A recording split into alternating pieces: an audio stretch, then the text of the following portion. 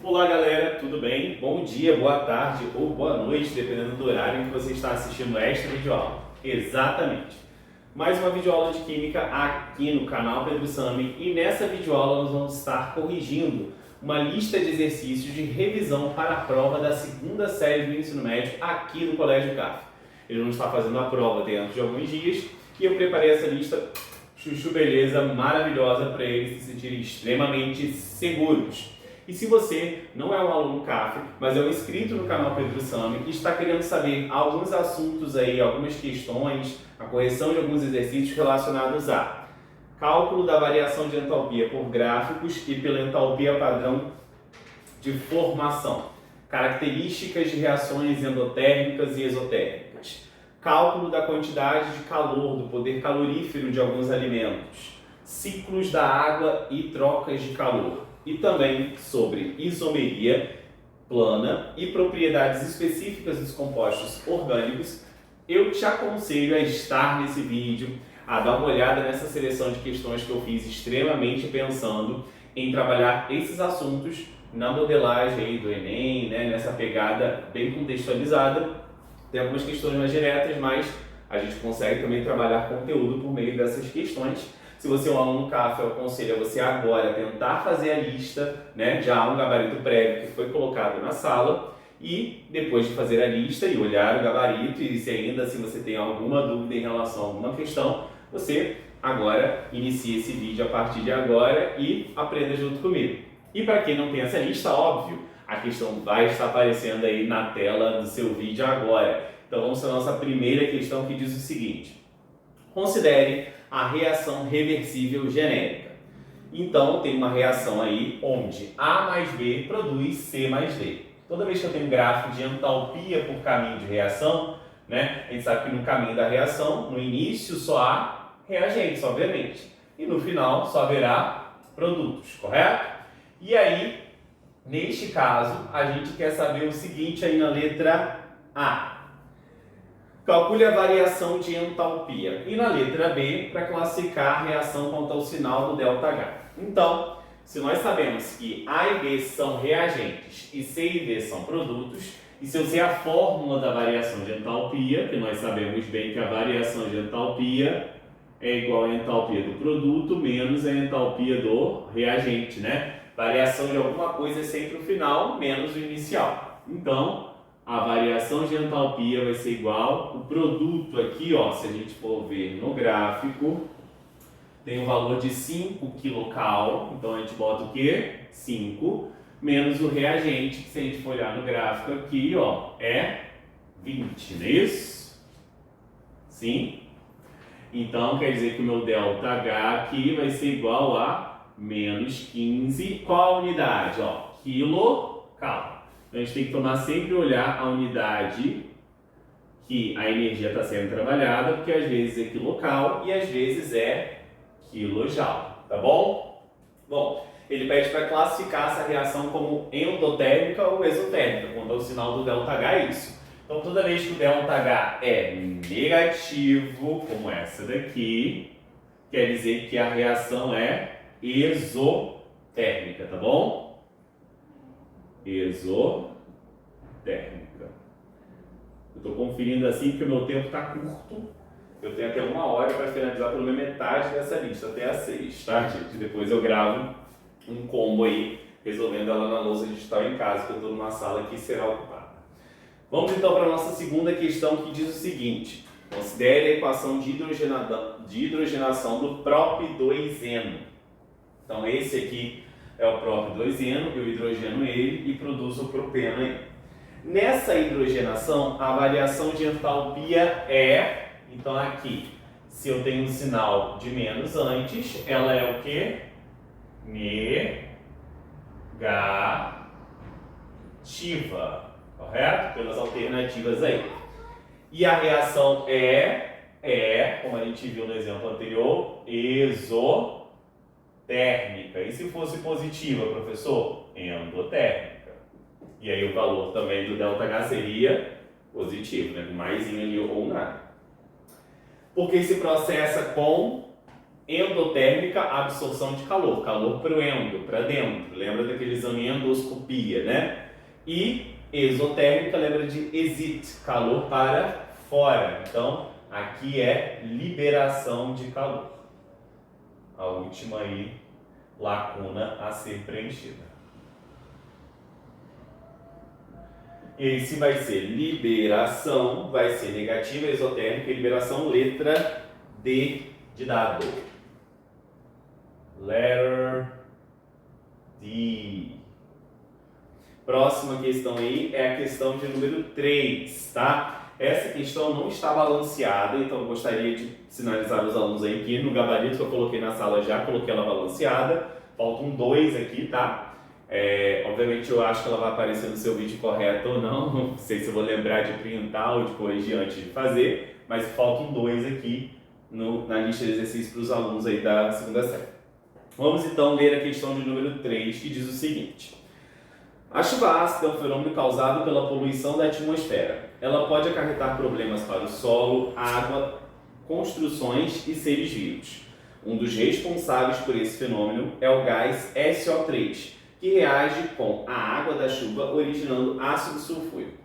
O SO3 não é um poluente produzido diretamente pelas fontes poluidoras, mas é formado quando o SO2, liberado pela queima de combustíveis fósseis, reage com o oxigênio do ar.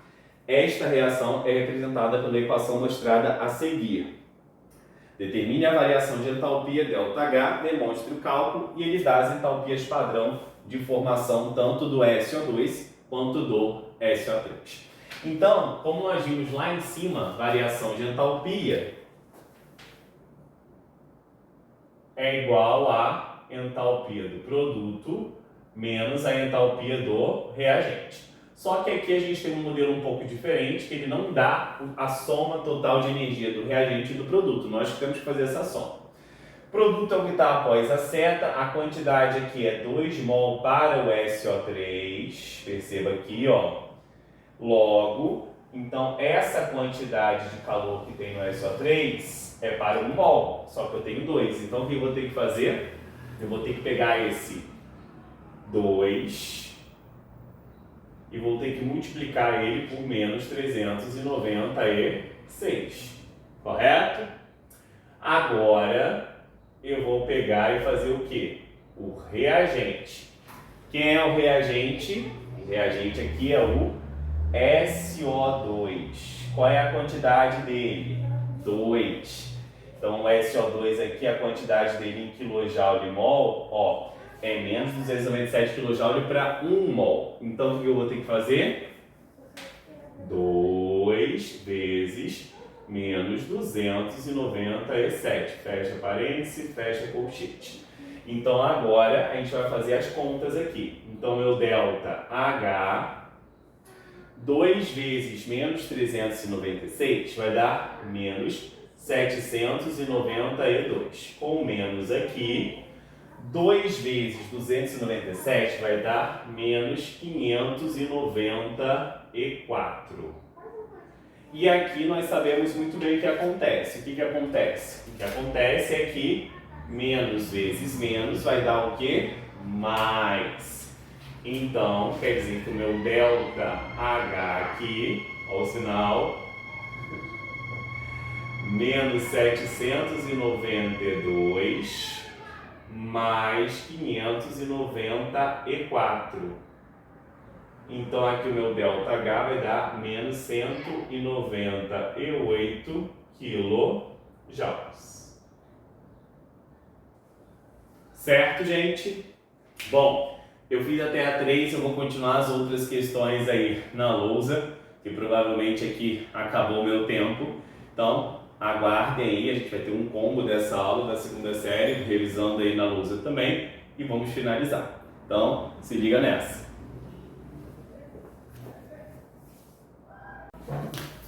Bom, pessoal, verifiquei que o horário, meio-dia e 20, ainda tem alguns minutos, a aula só começa às 1. Então nessa sala ainda tem algum tempo, então vamos lá para a nossa quarta questão, que diz o seguinte, aparecendo aí na sua tela. A análise do conteúdo calórico de um sorvete de 100 gramas demonstra que ele contém aproximadamente 5 gramas de proteínas, 22 gramas de carboidratos e 13 gramas de gorduras. A massa restante pode ser considerada como água que não tem valor calórico. Calcule a quantidade de calorias ingeridas quando se toma um sorvete. Então a gente vai ter que fazer, aqui o seguinte. Proteína, que é o primeiro grupo aí presente nesse sorvete. Se você for olhar na questão que está aparecendo aí, a gente percebe que eu tenho que 5 gramas de proteína e cada grama tem um valor, O calor liberado em kJ para 1 grama é de 16,7. Então, por isso que eu pego essa quantidade de gramas e multiplico por 16,7. Isso daqui vai ser igual a 83,5 kJ. Agora nós vamos para o carboidrato. Vamos lá, carboidrato. Em relação ao carboidrato, a gente vai pegar o quê? Nós vamos pegar 22 gramas, que é a massa dele nesses 100 gramas de sorvete, e multiplicar pelo valor energético dele, que também é 16,7. Então isso aqui vai dar igual também a 367,4 kJ. E agora nós vamos para o lipídio. E aí, de lipídio, o que nós temos? Nós temos 37,3, certo? E a quantidade da gordura que é o lipídio é 13, Então vou pegar aqui o 13, que é a quantidade, e multiplicar pelo valor energético dele, que é 37,3. Olha como o lipídio ele é bem mais energético, do que os outros. E aí aqui vai dar 484,9 quilojoules. Vamos lá, gente. O que acontece é que eu tenho que fazer o total aqui, para eu saber o total de calorias que tem um sorvete. Então, como é que vai ser o total? Então, o meu total aqui vai ser o quê? Vai ser 83,5 mais 367,4 mais 484,9. E aí o total vai ser igual a quanto aqui? 935,8 kJ. Só que eu precisaria converter isso para caloria, tá? E aí a gente tem que lembrar que uma caloria tem quanto aqui? 4,18 joule. Então quer dizer que eu deveria pegar este valor aqui, certo? E fazer o que? Se eu quero passar de joule para caloria. Se eu quero passar de joule para caloria, eu divido esse valor por 4,18. Mas se você me der assim, gente, eu já vou aceitar, mas eu creio que no gabarito que eu coloquei lá na sala está em caloria. Eu fico com pouco espaço aqui, pouco tempo, e eu esqueci na segunda versão do gabarito fazer esse cálculo dividindo por 4,18, tá bom? Então vamos para a questão número 5 aí, que diz o seguinte: o ciclo da água na natureza ocorre por meio de mudanças de estado físico dessa substância representadas na figura. Então aqui eu tenho o sentido 1 e o sentido 2, Eu coloquei só a parte interessante da imagem, que é a parte que eu vou estar utilizando para analisar as letras A, B, C, D e E. Pode-se afirmar que as transformações fusão e vaporização, ou melhor, fusão e solidificação são exotérmicas. Então, toda essa passagem do sólido para o líquido absorve calor. Então, tanto fusão quanto vaporização vão ser mudanças endotérmicas. Ok, gente? Já quando eu estou falando de condensação e de solidificação, aí eu estou falando de mudanças exotérmicas, ou seja, aquelas que liberam calor. Então, a gente está dizendo na letra A, as transformações fusão e solidificação são exotérmicas. Não, elas são o quê? Uma endotérmica e outra exotérmica. As transformações vaporização e condensação são endotérmicas. Não, uma é endotérmica e outra é exotérmica. A quantidade de energia envolvida na fusão é igual à quantidade de energia envolvida na condensação. Não. A quantidade de energia envolvida na fusão, que é a passagem do sólido para o líquido, é a mesma quantidade de energia envolvida no processo inverso, do líquido para o gasoso. Só que aqui o ΔH é positivo e aqui o ΔH é negativo, porque eu estou liberando, tá bom? Então, as que são simétricas são aquelas que passam de um mesmo estado físico para o outro, no sentido convencional, né, que a gente fala da esquerda para a direita, e no sentido inverso também, que é da direita para a esquerda. Então, a letra D, ó, a quantidade de energia liberada na fusão é igual à quantidade de energia liberada na vaporização. Na fusão e na vaporização. Também não. Então, só pode ser a letra E. A quantidade de energia absorvida na fusão, porque é endotérmica, é igual à quantidade de energia liberada na solidificação, que é exotérmica. Corretíssimo aí. Então, gabarito é a nossa letra E. Uma dica para os alunos que vão estar fazendo a prova: saibam o nome das mudanças de estado físico e também quais que absorvem e liberam calor, tá? Existe aí também a sublimação, que é do sólido para o gasoso direto, tá bom? Vamos aí para a questão de número 6, que diz o seguinte: considere os compostos abaixo, determine o tipo de isomeria entre os compostos acima. Então, o que nós teremos aí, certo? Se eu tenho essa cadeia que é classificada como aberta, se eu tenho essa cadeia que é classificada como aberta, eu estou aqui falando com o pessoal da escola, tá, gente? E essa daqui que é classificada como fechada, perceba que há distinções entre as cadeias. E se há distinções entre as cadeias, quer dizer que a isomeria de que aqui? Isomeria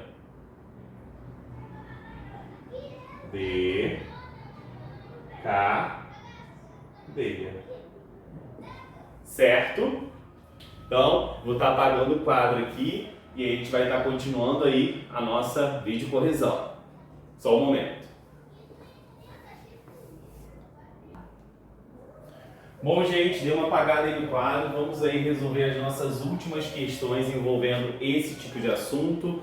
Deixa eu dar uma apagada aqui na 5 e na 6. Então vamos resolver aí de 7 a 10 agora. E a questão 7 que está aparecendo na sua tela diz o seguinte: dadas as substâncias, então ele deu aí 5 substâncias, pode-se afirmar que, e aí ele fala características de isomeria quanto aos compostos que foram dados à estrutura.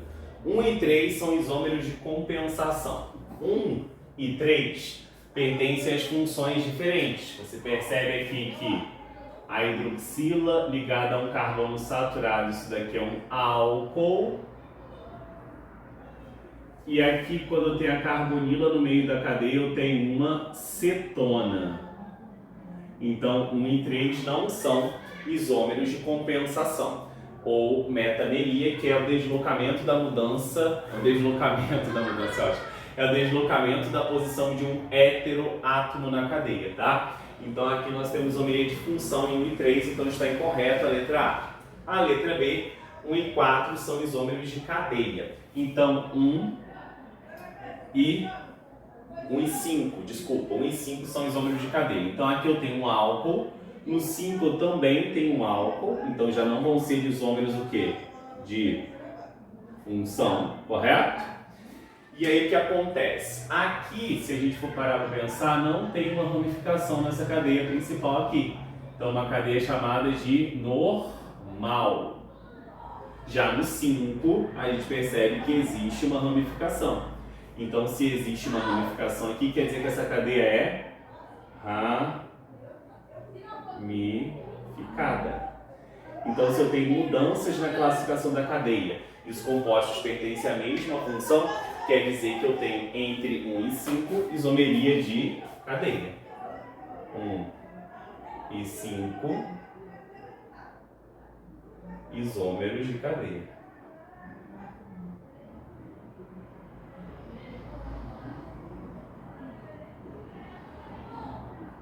E aí, se 1 e 5 tem isomeria de cadeia, é a nossa letra B de bola, que é a correta.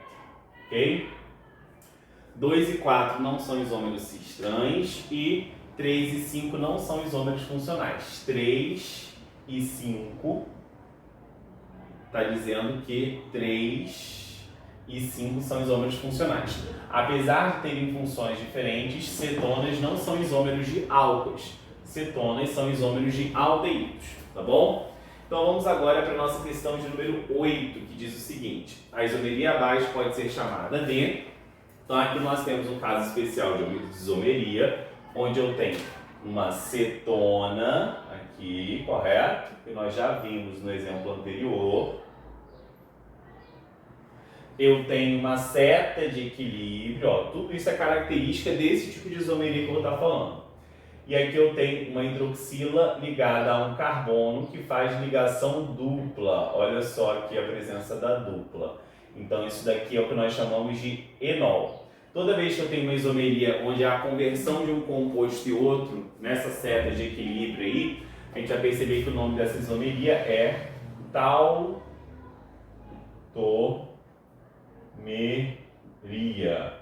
ou também chamada de isomeria dinâmica, porque há a conversão de uma coisa a outra aí, que é característica de um equilíbrio químico, tá bom? Tautomeria aqui, no gabarito, vai ser a nossa letra B de bola, tá bom? Vamos para a nossa questão de número 9. Considere as vitaminas A e C. Uma das propriedades que determina a maior ou menor concentração de uma vitamina na urina é a sua solubilidade em água.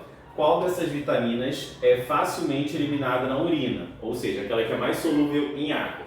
Bom, o que acontece é que existem aí dois fatores que afetam a solubilidade de uma substância em água. O primeiro fator é o tamanho da cadeia carbônica. Quanto maior essa cadeia, maior é o caráter apolar da molécula. E nós sabemos que, na verdade, a água ela é polar. E na química vale a regra semelhante de solo semelhante. Então, se eu aumento o caráter apolar, eu vou aumentar a dificuldade daquele composto orgânico em se solubilizar em água. Isso, o tamanho da cadeia. Então, quanto maior o tamanho da cadeia, menor a solubilidade em água. O segundo fator é a presença de grupos hidrofílicos, grupos polares, que assim como a água, por ter a mesma polaridade, vão ter afinidade. E por consequência disso, eu vou aumentar a interação desse composto orgânico com a água e sim aumentar a sua solubilidade. Então, o que acontece aqui? O que acontece é que na vitamina A eu tenho uma parte toda apolar aqui, ó. Então, essa parte que eu estou destacando de vermelho, ela vai ser apolar, porque ela só tem carbono e hidrogênio nessa estrutura. E aqui eu tenho uma parte o quê? Polar. Percebam que essa cadeia da vitamina A é extremamente diferente da cadeia da vitamina C, que tem muitos grupos hidroxila aqui, ó, que são polares, né? Tem a presença da carbonila aqui, ó. Então isso tudo vai aumentando a polaridade dessa molécula, certo? Então quer dizer que aqui eu tenho grupos polares. Então a presença de grupos polares faz que a vitamina C seja mais facilmente dissolvida na urina e, por consequência disso, ela vai ser eliminada também com mais facilidade. Então, qual das vitaminas é mais facilmente eliminada pela urina e que por isso nós temos que consumir todo dia? Ó, vamos lá? Vitamina C. Já tomou sua dose de vitamina C hoje? Então tome, já toma uma laranja, um abacaxi, uma acerola, um limão. Vitamina C, pois, possui maior quantidade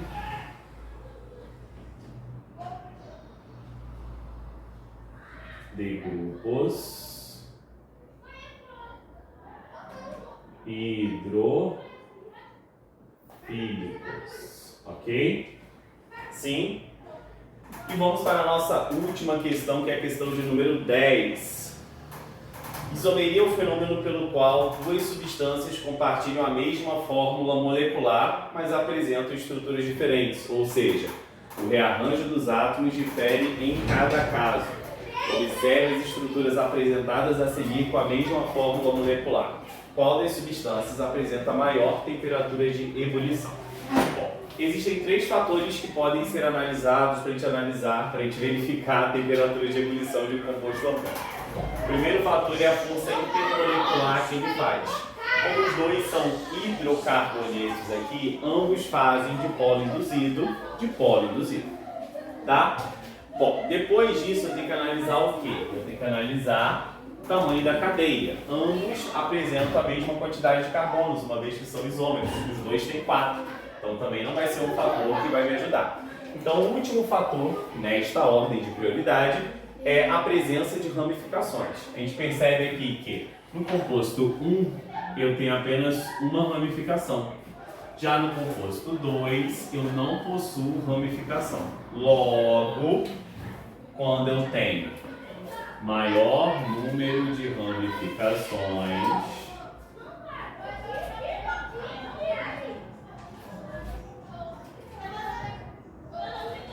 eu tenho menor temperatura de ebulição. Então, ele quer saber qual que tem maior temperatura de ebulição. Esse tem menor porque tem a ramificação, esse não tem. O maior, então, vai ser o quê? A substância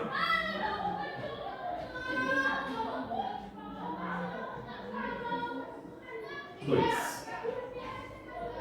Bom, gente, espero que vocês tenham gostado dessa videoaula. Se gostaram, se inscrevam no canal, curtem, comentem, compartilhem, me ajuda também a divulgar meu trabalho nesse ambiente virtual. Bom, passa essa videoaula para um amigo seu que está estudando aí a mesma coisa. Se você quer se preparar junto comigo para desafios de química, né? Enem, discursivas de UERJ, dê um comentário aí se você estiver fazendo. A gente pode estar abrindo aí algumas aulas mais voltadas para esses assuntos. A princípio é uma aula de revisão para os alunos aqui do CAF, da segunda série, mas eu convido a todos os inscritos a também interagirem, tá, comigo nesse ambiente virtual. Desde já agradeço demais a audiência de todos, curtam esse vídeo porque o YouTube ajuda, fala assim, ó, é bom, né, vale a pena, é um vídeo que vale a pena ser consumido, né? E até o próximo vídeo aqui no canal Pedro Santos. Muito obrigado, fiquem com Deus, tchau, tchau!